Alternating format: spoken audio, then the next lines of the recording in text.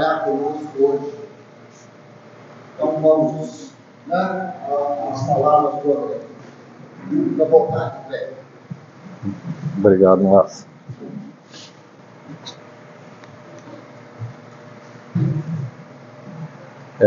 Boa noite. Todos estão me escutando bem? Eu primeiro queria agradecer mais uma vez o convite da casa. Sempre o primeiro beneficiado numa palestra espírita é quem faz a palestra. Então, cada vez que a casa nos convida, nós, sabemos que somos muito ajudados pela espiritualidade superior. E agradecer também, a atenção de todos vocês e dizer que é sempre um prazer estar aqui, podendo falar sobre o Evangelho de Jesus. Nos últimos 3 meses, de 2 meses para cá, esse é o terceiro, nós estamos seguindo a ordem do Evangelho segundo o Espiritismo. Então, em agosto nós fizemos o capítulo 1, em setembro o capítulo 2, e agora, em outubro, o capítulo 3 do Evangelho segundo o Espiritismo, que é o Há Muitas Moradas na Casa do Meu Pai. Enfim, a passagem que Allan Kardec seleciona é aquela que Jesus fala para os apóstolos, que ele iria na frente, não vos turbei o coração, há muitas moradas na casa do meu Pai, e eu vou na frente lhes preparar o lugar.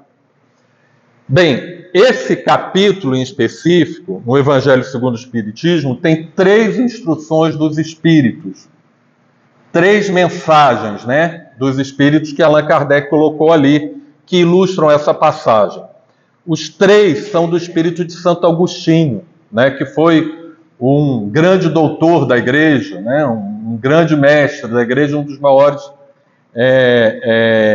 doutores, vamos dizer assim, da Igreja de todos os tempos, e que é um dos espíritos que mais colabora com mensagens para o Evangelho segundo o Espiritismo.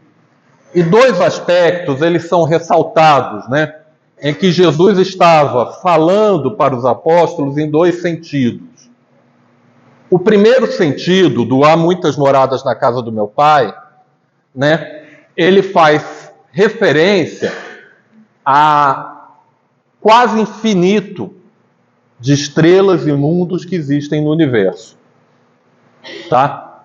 Então, aqui é uma foto daquele telescópio Hubble, que lançaram agora, e cada pontinho desses aí não é uma estrela, é uma galáxia ou um amontoado de galáxias.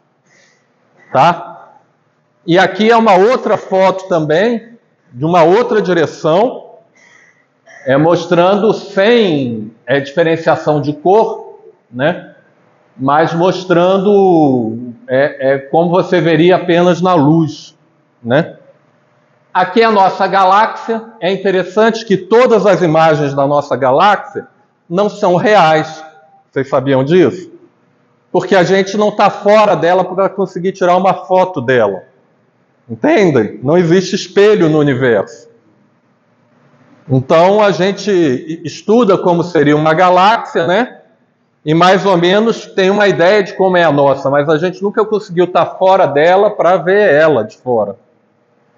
E aqui é uma galáxia vizinha da nossa. Bem, a Via Láctea, para vocês terem uma ideia, ela tem, se você fosse atravessar ela na velocidade da luz, só o núcleo principal dela, que seria isso daqui, até a outra ponta, você ia demorar 100 mil anos na velocidade da luz. 100 mil anos. E os cientistas, astrônomos, não sabem ao certo, mas, acredita-se que existam entre 200 e 400 bilhões de estrelas dentro da Via Láctea. Cada estrela dessa com alguns planetas, como o Sol. O Sol, é uma estrela que não é nem das menores, mas também está longe de ser das maiores. Está do médio para baixo. Então essas estrelas, a maioria cheia de planetas, já se sabe hoje em dia. Existem milhares de planetas que já foram achados, né? E se sabe que vão ser o quê? Bilhões e bilhões de planetas. Só que a Via Láctea é uma galáxia de tamanho médio no universo. E sabe mais ou menos quantas galáxias existem no universo? Ninguém sabe ao certo, mas talvez seja mais de 1 trilhão de galáxias. Cada uma com 200, 300, 400 bilhões de estrelas. E cada uma, né? O Sol, então, é uma estrela dentro das 200, 300 bilhões de estrelas que existem na Via Láctea. A Via Láctea é uma galáxia entre 1 trilhão de galáxias que existem. São números tão grandes que a gente não tem ideia do que é isso. Agora, por que nós estamos aqui conversando disso? Porque Deus, o Criador disso tudo, será que Ele ia criar isso tudo para colocar vida só num planeta na Terra?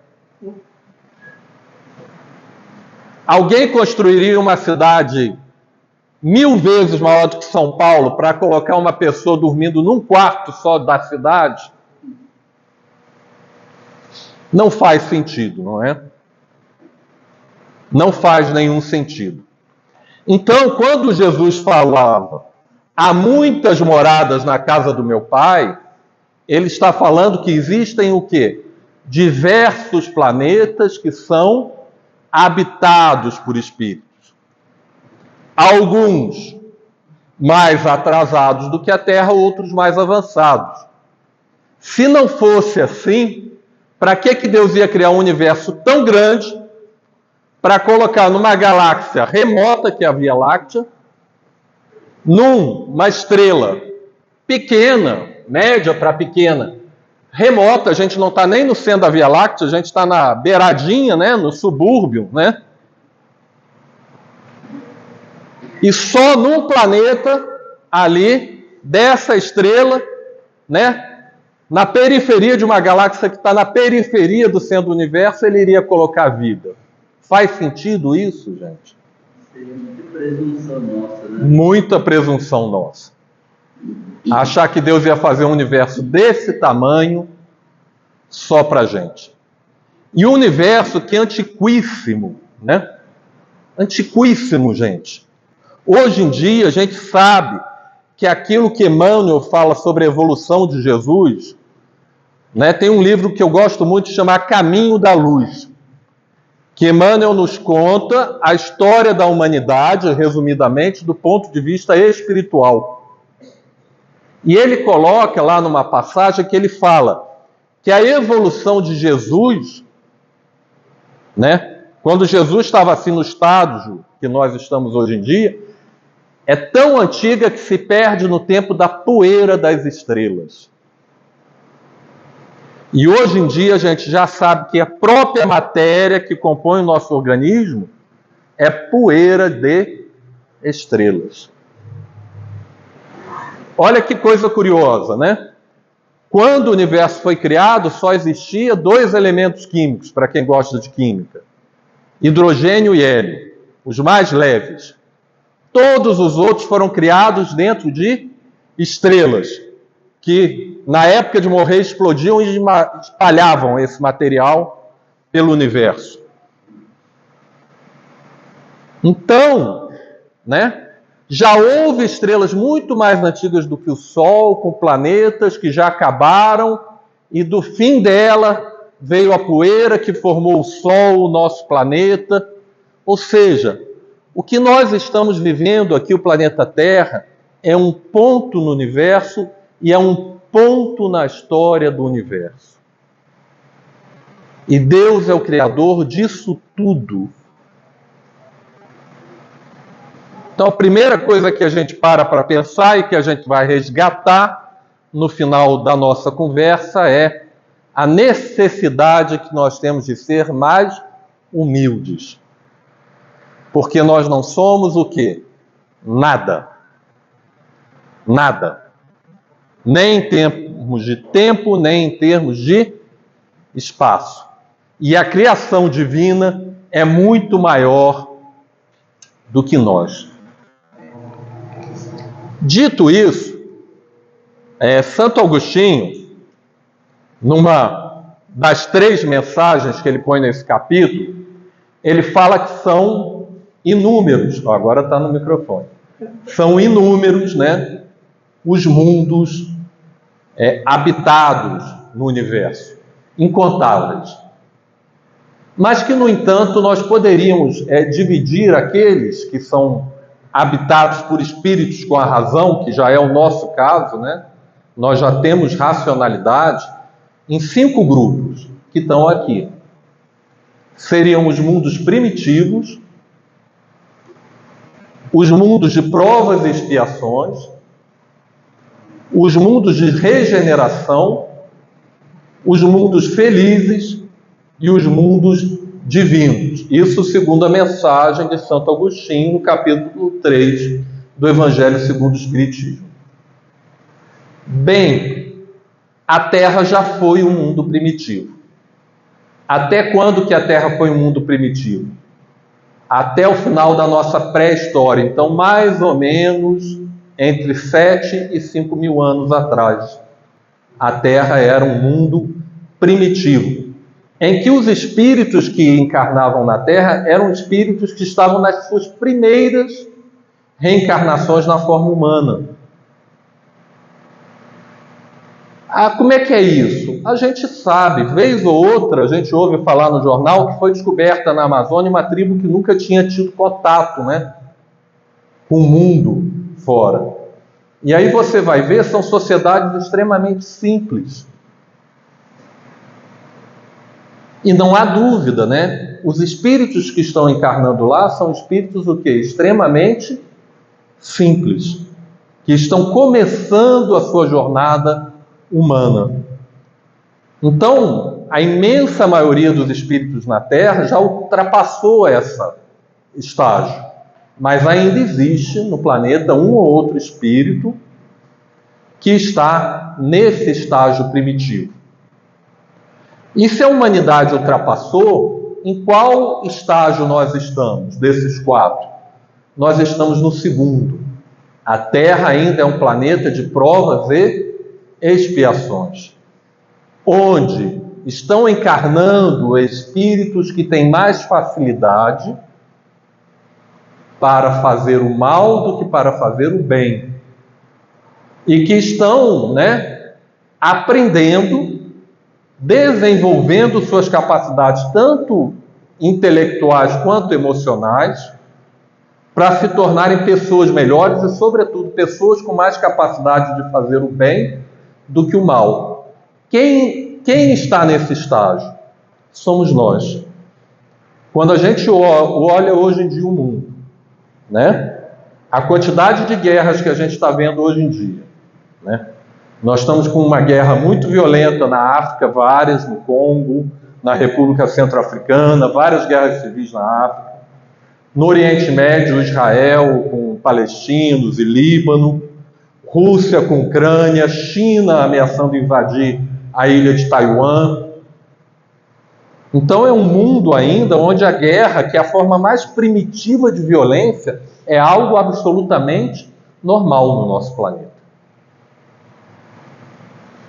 É um mundo que, se a gente olhar, vamos ser sinceros, existe um nível de honestidade que nós precisamos ter conosco mesmo, que é sermos rigorosos conosco no nosso autojuízo. Freud, o grande psicanalista, ele já nos advertia, né, há mais de 100 anos atrás, que o ímpeto mais forte do ser humano é a projeção de culpa. Não, eu fiz isso errado, mas a culpa foi do meu pai, que não me deu uma educação direito.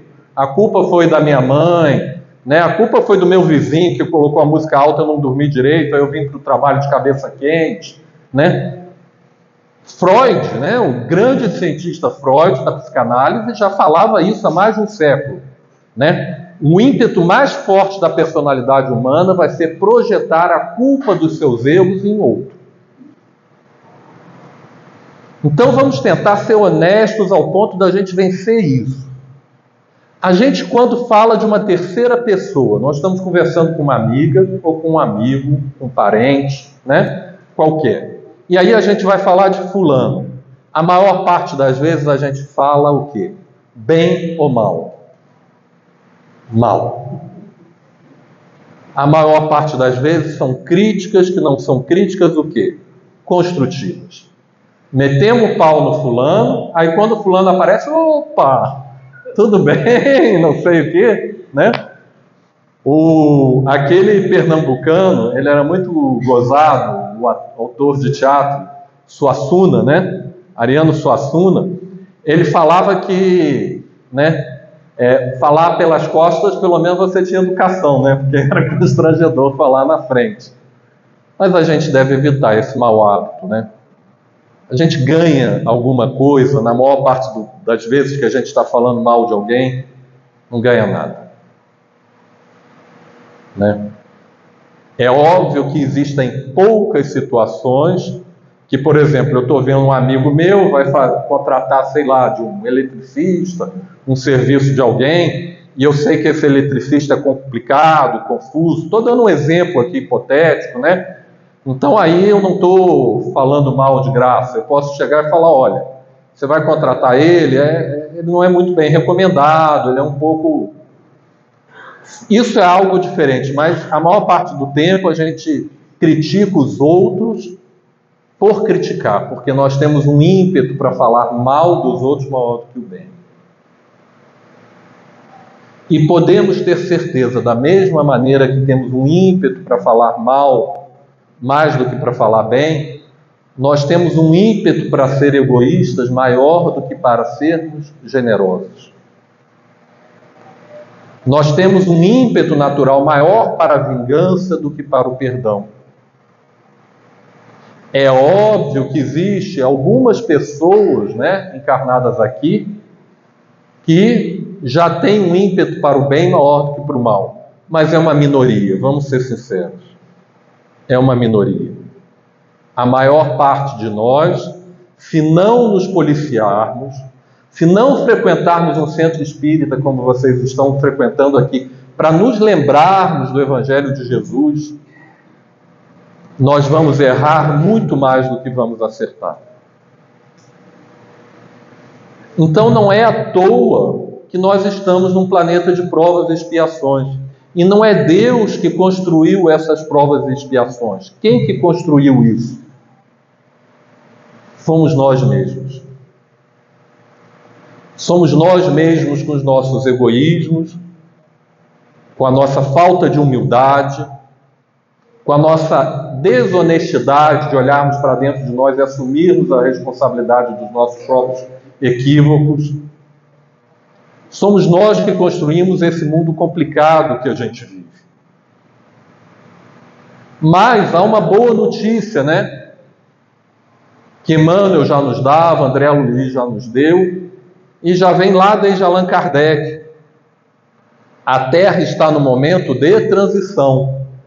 Se desde 5.000 anos antes de Cristo, né, 7.000 anos para cá, ou entre 7 e 5.000 anos para cá, né, entre 5.000 e 3.000 anos antes de Cristo para cá, a gente deixou de ser um mundo primitivo para virar umas provas e expiações. Nós estamos, nesse século, deixando de ser um mundo de provas e expiações para nos tornarmos um mundo de regeneração. Um mundo onde ainda vamos ter, né, que resgatar débitos grandes, mas que só vai reencarnar aqui na Terra, só vai ter a felicidade de reencarnar aqui na Terra as pessoas que têm uma facilidade para fazer o bem, que pelo menos parcialmente, né, já estão preparadas para viver, né? Não estou dizendo completamente, mas pelo menos parcialmente preparadas para viver num mundo onde haja mais honestidade do que desonestidade, onde exista mais generosidade do que egoísmo, onde exista, né, onde o bem tenda a prevalecer sobre o mal. Mais respeito do que desrespeito. E muito provavelmente, essa é a nossa última encarnação que temos chance de comprar esse bilhetinho para continuar na Terra. Porque o momento de transição já começou, né? É ao longo desse século todo. E aí o que vai acontecer? Vai acontecer o que já aconteceu. Mas o que já aconteceu? Quando a Terra era um planeta primitivo, existiam espíritos que vinham reencarnando aqui desde lá da época, né, que o homem se separou do chimpanzé, né, do australopiteco, disso tudo. E vieram espíritos de um planeta que ficava na constelação de Capela encarnar aqui. Por quê? Porque há 7.000 anos atrás esse planeta estava no estágio que a Terra está hoje. E não seria possível para aqueles espíritos continuar reencarnando naquele planeta, porque aquele planeta ia virar de regeneração e eles ainda eram espíritos muito complicados. Então esses espíritos foram trazidos para a Terra. Trouxeram progresso, porque, imagina, né, eles reencarnaram, tiveram um parcial esquecimento, reencarnaram numa sociedade muito primitiva, mas eles conheciam de alguma maneira luz elétrica, né? Coisas da ciência que a gente conhece, e ajudaram a humanidade como um todo a evoluir. E a mesma coisa vai acontecer agora, só que vai ser o quê? Quem está na Terra e não tiver a capacidade de viver num mundo onde o bem tenda a prevalecer sobre o mal, vai ser convidado o quê? A se retirar, né? É que nem o final do ano, né? A gente está ganhando nota vermelha na escola, nota vermelha, mas chega um momento que é a última recuperação. Ou você tira uma nota boa ali e mostra que você aprendeu e que tem condição de passar de ano, ou vai acontecer o quê? Você vai largar aquela tua turma com seus colegas, tudo, né? Eles vão prosseguir e você vai o quê? Para uma outra turma que está vindo atrás. Não é isso que acontece na escola? Então, na escola de Jesus, nós estamos nesse momento. Então, a Terra vai virar um mundo de regeneração. E existem mundos mais evoluídos que de regeneração? Existem, né? Existem os mundos felizes. Nesse, o mal praticamente já não existe.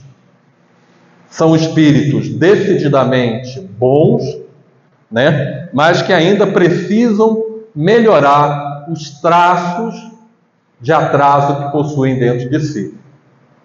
E por fim, existem os mundos divinos, segundo Santo Agostinho, né? No Evangelho segundo o Espiritismo.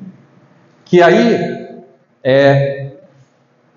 a vida já é tão evoluída que você reencarnar no mundo desse seria como você ganhar o quê? Um perispírito. Entendem? É tão fluido que o corpo espiritual, né, quando nós desencarnamos, o nosso perispírito, né, que é o nosso corpo espiritual aqui na Terra, chega a ser mais denso do que o corpo que eles recebem nesses planetas.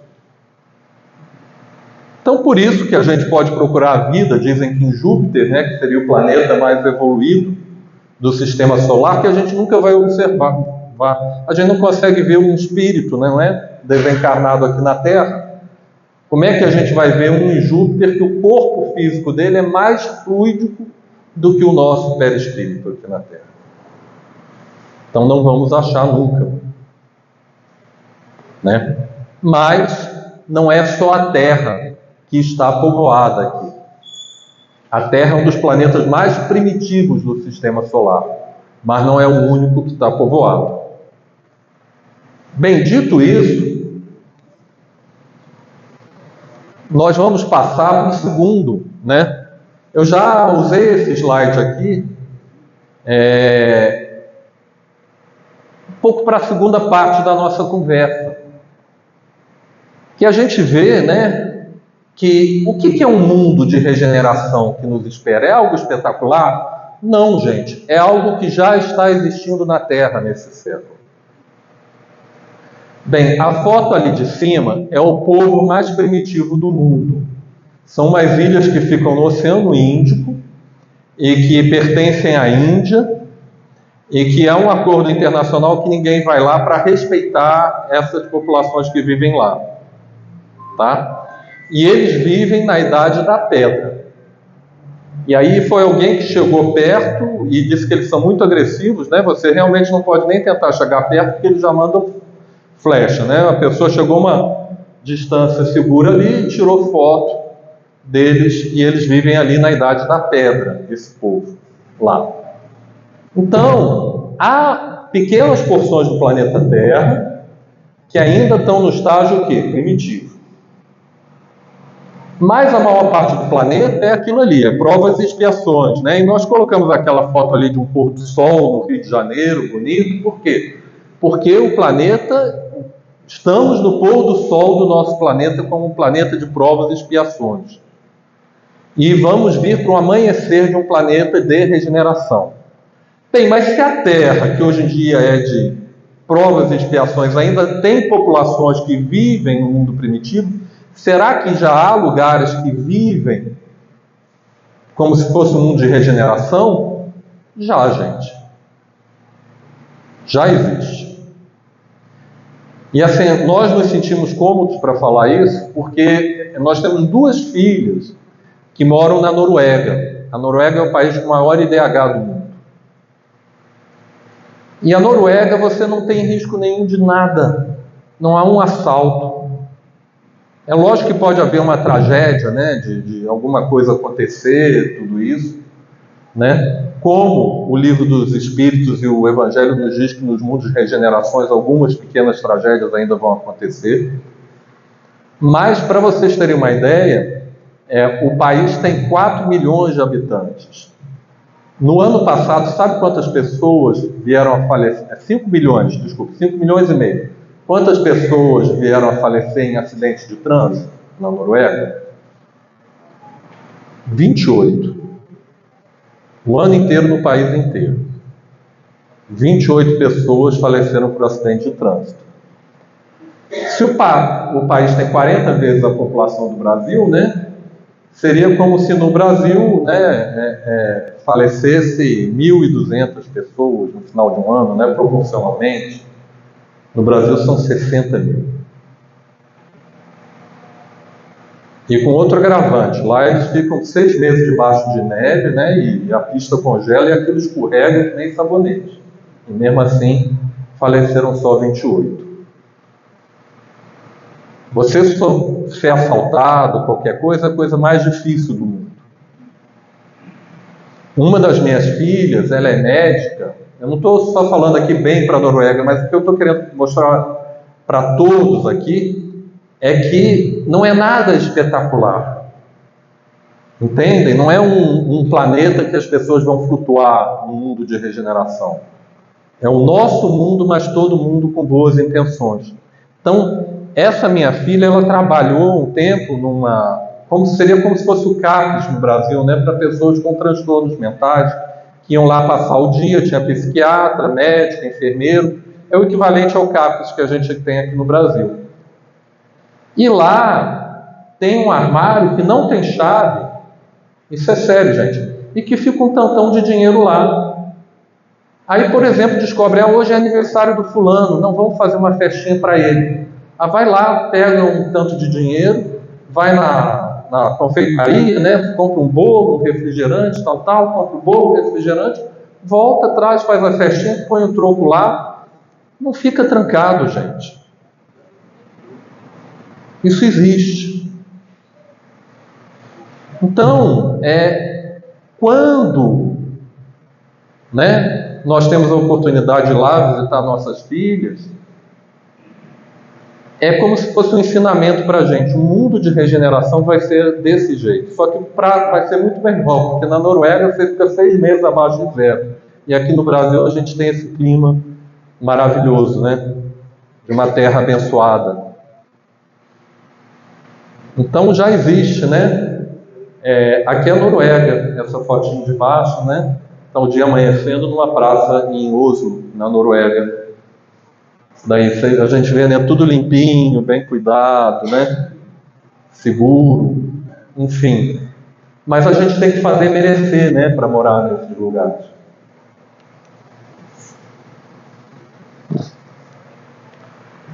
Aí também são outros lugares que parecem já estar nesse nível, né? Tem foto da Suíça e da Polônia aí também. E a mesma coisa, você não tem risco de assalto, você tem segurança, você tem tudo correndo direito, as pessoas, né, estão bem intencionadas.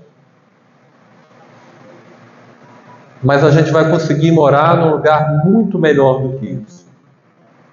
Muito melhor do que isso. O Brasil vai ser, quando a Terra de fato for um planeta de regeneração. Daqui a um século, um pouco mais de um século. Mas, como falamos, né, temos que comprar esse bilhete. E como que a gente compra esse bilhete, né? Olha que coisa interessante. Ano passado foi feito um estudo por pesquisadores ingleses da Universidade de Cambridge, que eles juntaram DNA de mais de 100 restos mortais de mulheres da Idade da Pedra. Mais de 100 mulheres da Idade da Pedra. Tá?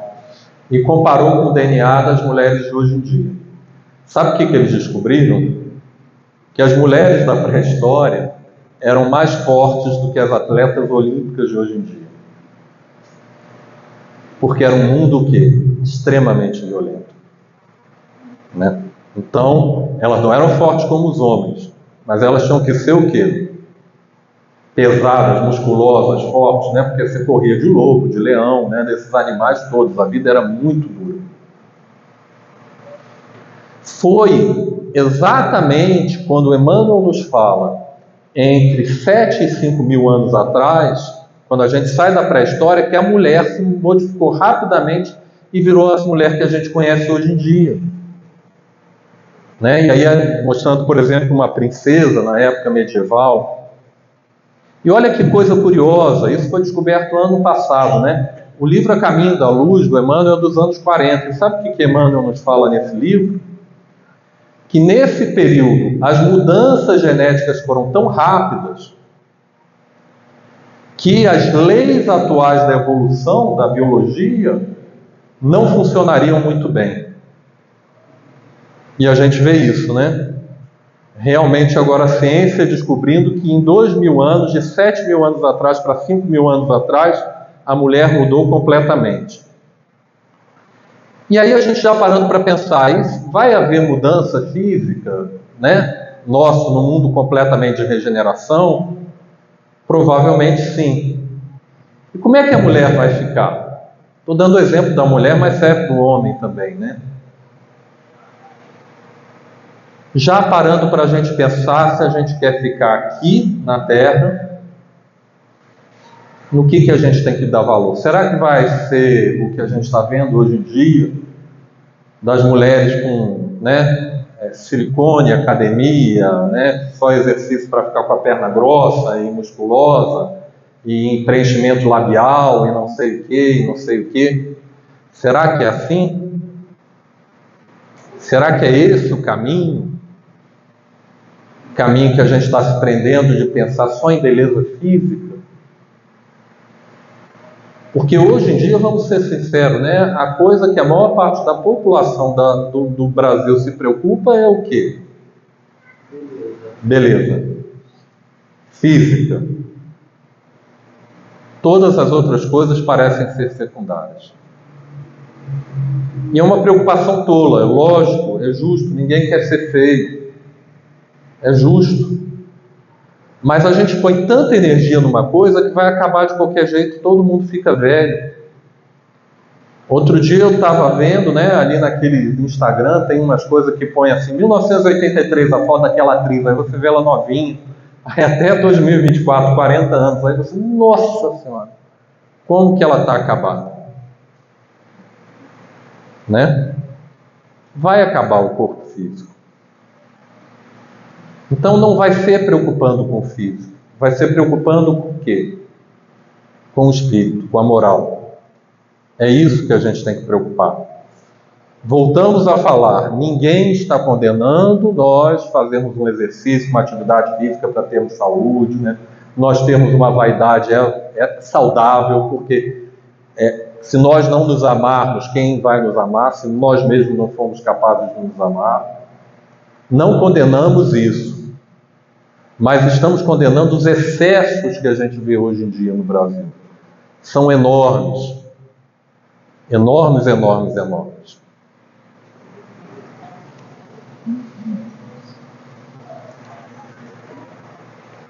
E aí, passando, a gente vai para um segundo significado do há muitas moradas na casa do meu pai, segundo Santo Agostinho.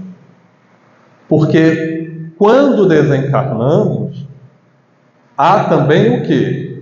Níveis diferentes que nós podemos habitar aqui no planeta Terra como desencarnados. Não vamos todos para o mesmo lugar. E depois não tem jeitinho, né? Não tem ajuda, não tem nada. Cada um vai para o lugar que merece, né? Então, se a gente parar para pensar na sociedade capitalista mais selvagem que existe, que divide as pessoas em classes sociais, né? Aqui é pior. Por quê? Porque também, a grosso modo, a gente pode falar que existem 5 níveis, né? Existem as trevas, que estão para aqueles espíritos que realmente estão devotados ao mal. Os psicopatas, né?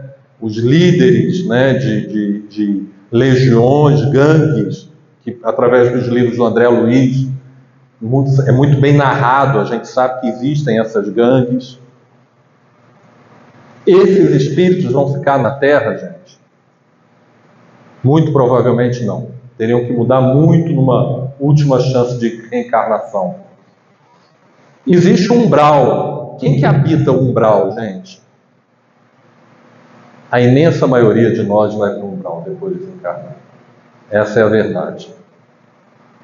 Porque se nós fizemos mais mal do que bem na vida, e a maior parte de nós vive assim, ou se nós vivemos pouco importando em fazer o bem, nós vamos para onde?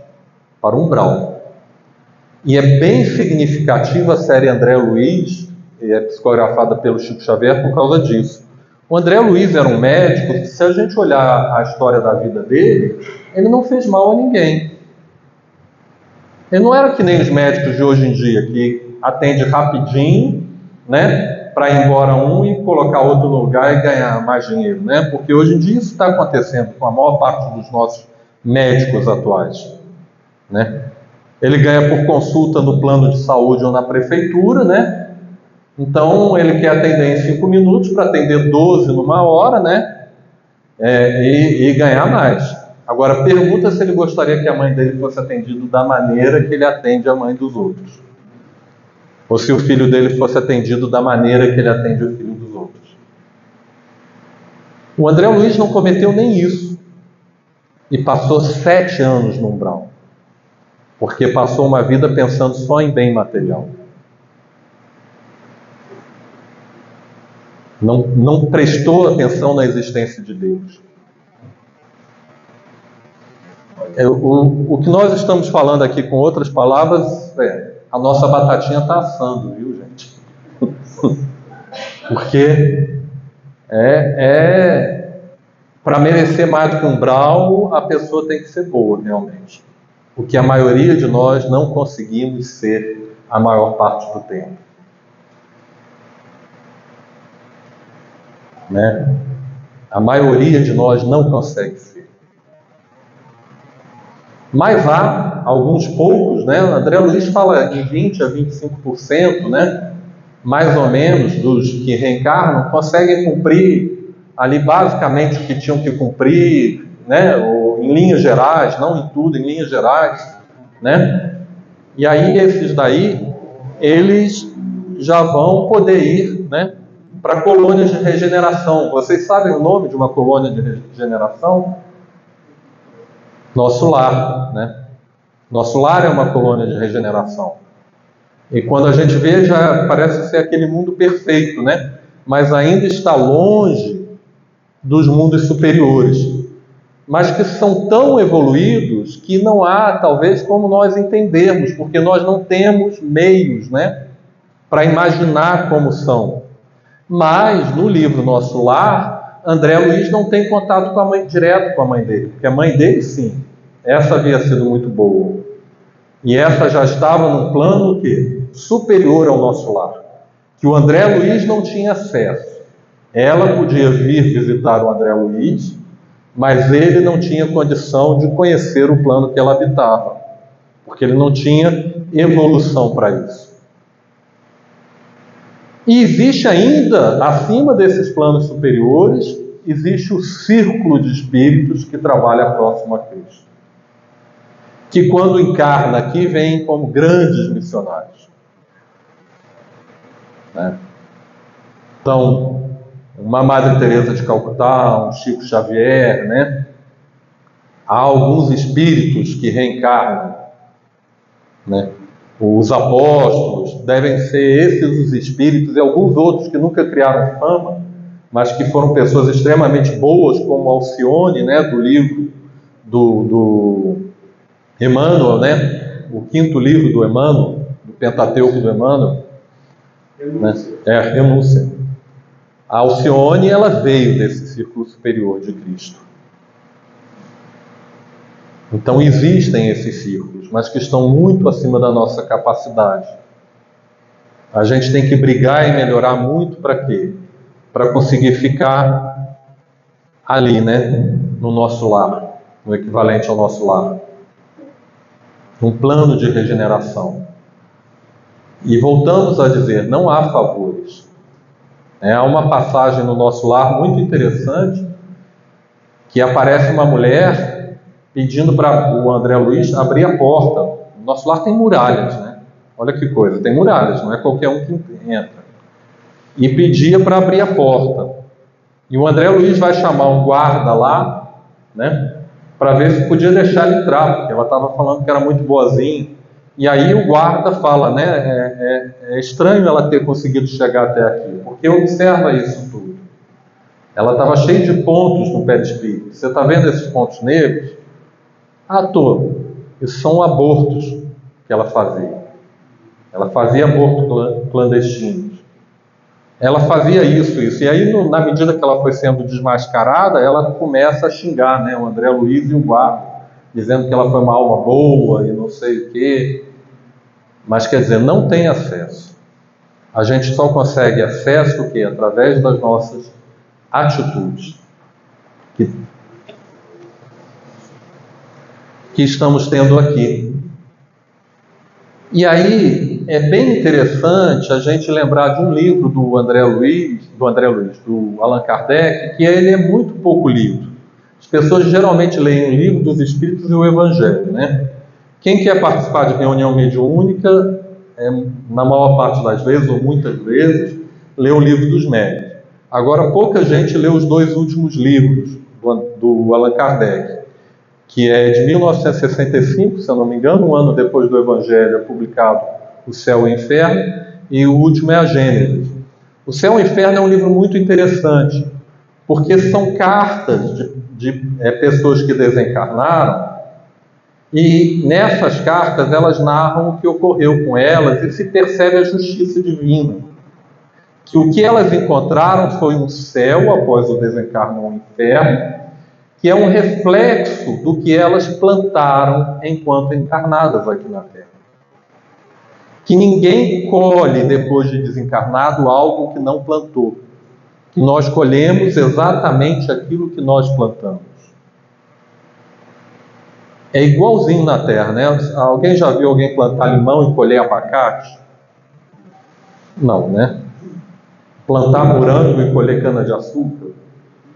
Isso não existe. A gente colhe o que planta. E lá é o momento que cai todas as máscaras, né? O momento do desencarne é o momento que cai todas as máscaras, todas as desculpas. E nós vamos encontrar o céu ou o inferno que construímos. E aí, já chegando no encerramento, né, da nossa conversa, o que a gente tem que fazer então para ter um bom plantio e termos a boa colheita, né? Irmos, né, para uma boa casa do nosso Pai, aqui na Terra mesmo, após o nosso desencarne. Olha, a gente pode pensar tudo. Tudo. E esse tudo junto não vai ser mais completo que o Evangelho de Cristo. Ah, você quer ensinar honestidade para o seu filho? Ensina o Evangelho para ele, que ele vai ter lá exemplos de honestidade perfeitos. Você quer ensinar ele a ser fraterno? Ele vai ter isso lá. Você quer ensinar ele a ser generoso?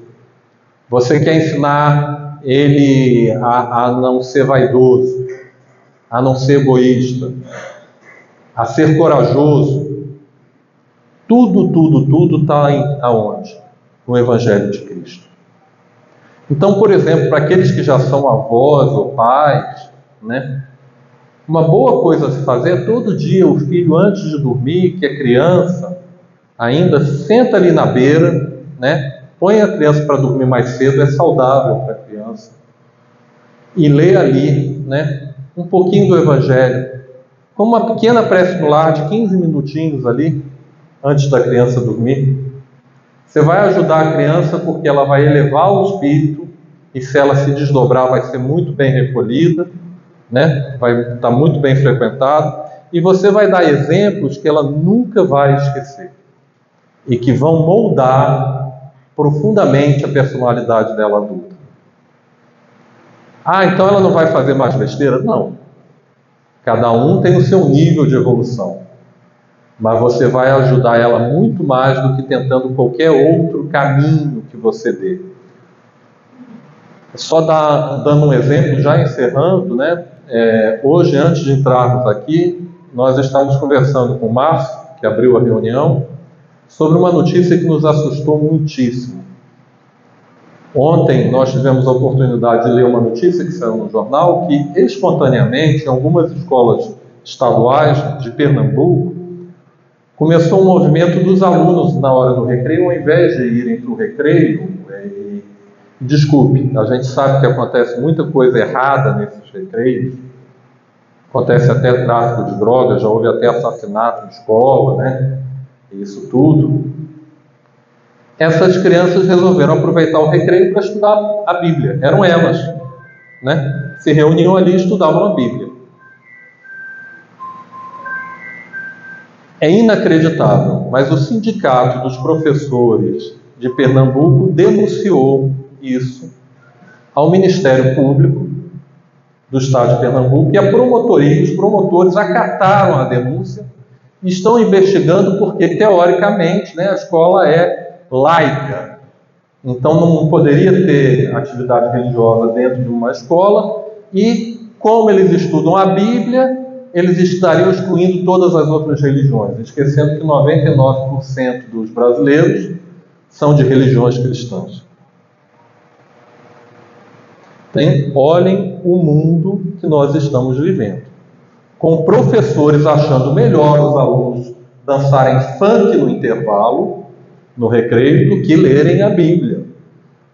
Achando tão melhor isso ao ponto de ir denunciar isso no Ministério Público, e com promotores indo investigar isso. E por que nós estamos contando essa história? Porque se nós não dermos para os nossos filhos o Evangelho dentro de casa, na rua não vão aprender. Nem na escola. Nem na escola. Somos nós, pais, avós, que temos que dar para os nossos filhos e para os nossos netos. Porque o que houve aqui, pelo menos no Brasil, foi a inversão completa de todos os valores. Completa. Isso está no jornal. É tão inacreditável que eu convido, né, a todos a, quando acabar a reunião, procurar lá na internet a notícia e lerem. de tão inacreditável que é. Então, aquilo que a gente achava que a criança vai para a escola para aprender, né, isso tudo, vai educar, pode ensinar matemática, português, tudo isso. Mas ensinar os valores morais que nossos filhos e netos vão precisar, que nós precisamos, isso vai ter que ser dentro de casa e com base no Evangelho de Cristo. Porque lá fora não vão aprender. Está completamente invertido. E dentro das coisas que não vão aprender, nós vamos chamar a atenção de uma em específico, que a gente ouve falar agora o tempo todo. O tempo todo agora é empoderar. Tem que empoderar, sobretudo as mulheres. Lógico, ninguém que defende que mulher fique submissa ao homem, nada disso. Mas esse empoderamento está se transformando em falta de humildade. E talvez de todas as qualidades que nós possamos ter, a humildade seja mais bonita. Sabe por quê, gente? Porque sem a humildade a gente não aprende mais nenhuma. Se nós formos arrogantes, nós vamos achar que nunca teremos nada a aprender com ninguém. E vamos estacionar. Então, a primeira qualidade que nós precisamos para crescermos moralmente, crescermos como espírito, é o quê? A humildade. E aí, pensando na humildade, eu gosto muito da Cora Coralina, vocês já devem saber, eu resolvi trazer um poeminha dela, que na verdade é uma oração. Né? Ela chama de poema, mas é um pensamento, que é uma oração. E encerrar, né, com essas palavras dela. Senhor, fazei com que eu aceite minha pobreza tal como sempre foi. Que não sinta o que não tenho, não lamente o que podia ter e se perdeu por caminhos errados e nunca mais voltou. Dai, Senhor, que minha humildade seja como a chuva desejada, caindo mansa, longa noite escura, numa terra sedenta e num telhado velho. Que eu possa agradecer a vós, minha cama estreita, minhas coisinhas pobres, minha casa de chão, pedras e tábuas remontadas. E ter sempre um feixe de lenha debaixo do meu fogão de taipa e acender, eu mesma, o fogo alegre da minha casa, na manhã de um novo dia que começa. Que esse novo dia comece para todos nós. E que Cristo nos ampare no imenso trabalho que nós temos a cada dia de vencermos a nós mesmos, aos nossos próprios defeitos. Muito obrigado, gente.